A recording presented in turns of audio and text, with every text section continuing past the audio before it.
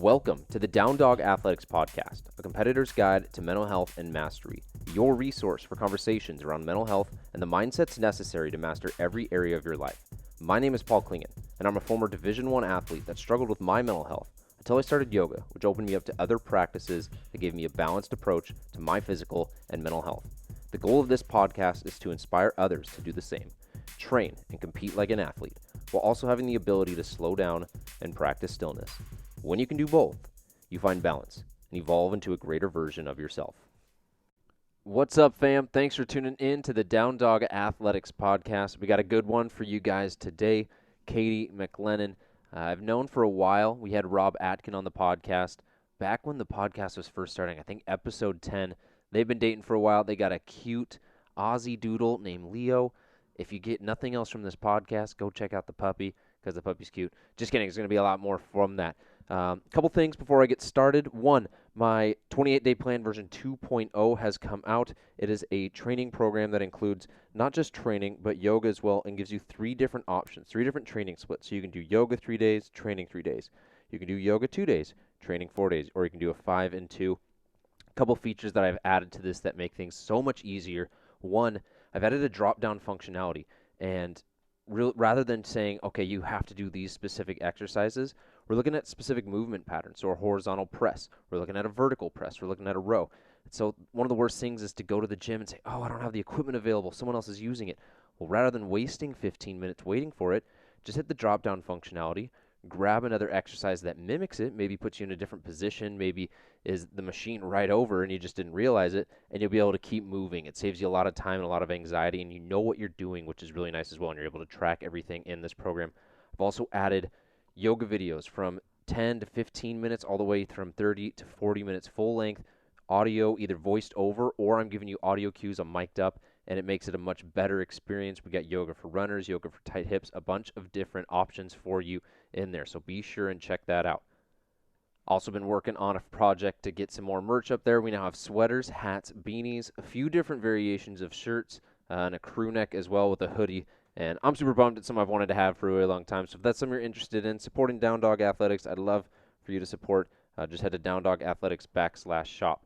And one little thing I want to talk about today, because I was watching a college basketball game and something hit me when I was working with a client and they were talking about they had a bad day or they had a bad week. And then I was watching a basketball game, and if you've ever watched basketball, especially college basketball, teams go on runs all the time. And what a run is, if you're not familiar, it's when a team has a ton of momentum and all of a sudden they rattle off in a blink of an eye 10 points. And the other team doesn't even know what happened, and the other team's got a ton of momentum. So what does the coach do? They call a timeout. They're not going to plan out a play. They might not even say anything. All they're doing is disrupting the negative momentum. So I was talking to a client, and I was like, hey, you just got some negative momentum. You just need a timeout. And a lot of times people get in these negative cycles of, oh, I had this bad meal, so I'm going to have 10 bad meals. Or, oh, I had a bad day, didn't work out. I'm going to have 3 days where I don't work out. And then all of a sudden they have all this negative momentum, and they just need to call a timeout. So one of the things I told this guy, I was like, hey, it's all right to have a bad day. Don't have to. It's all right to have a bad week. Don't have to. It's all right to have a bad fill in the blank. Just don't back it up with a second one. And that happens when you call a timeout. And that can be a bunch of different things. That can be having a coach, a mentor, a friend, someone that you go and talk to. It's like, hey, I've noticed that things are starting to get out of control. I just need a little break. That could be going to a place that helps reset you. It could be listening to music that helps reset you. I know for me, sometimes I'll go and journal. I'll go and meditate. I'll go and do something that gets me out of my routine. And well, journaling and meditating is part of my routine, but maybe it could be like floating and just help disrupt like what is this negative loop that keeps going and going and going. And so I know we all deal with this. And so next time you feel like you're in this negative loop, just call a timeout.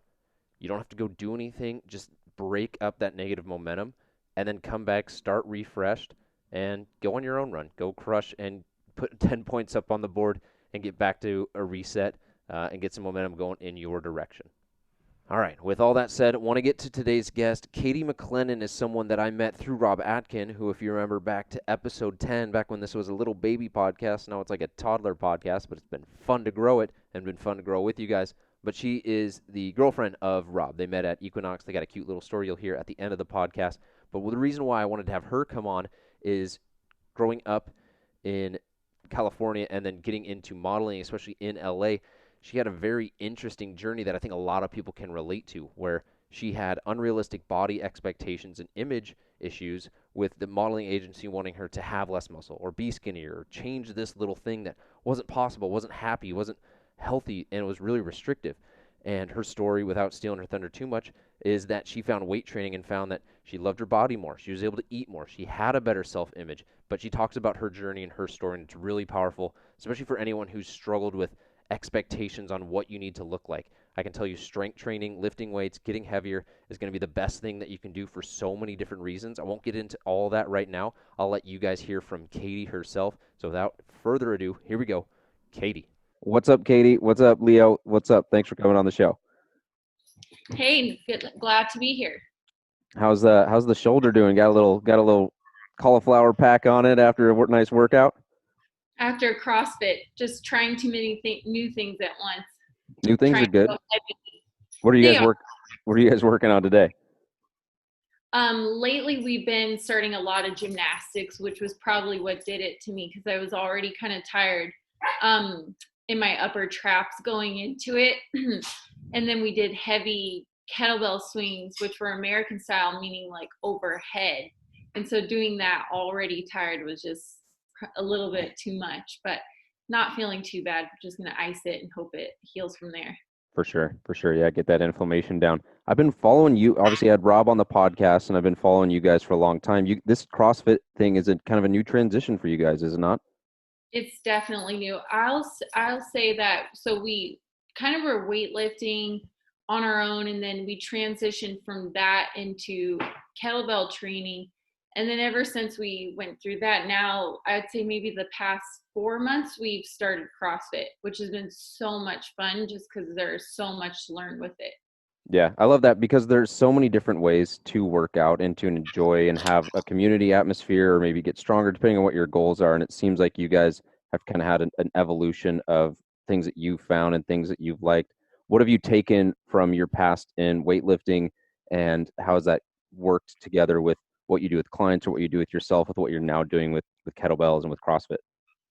Well, I mean, to be honest, like from the past, ever since we've started working with our current coach, it's almost like everything we knew before we kind of just threw away because we had to relearn so many things down to like a deadlift.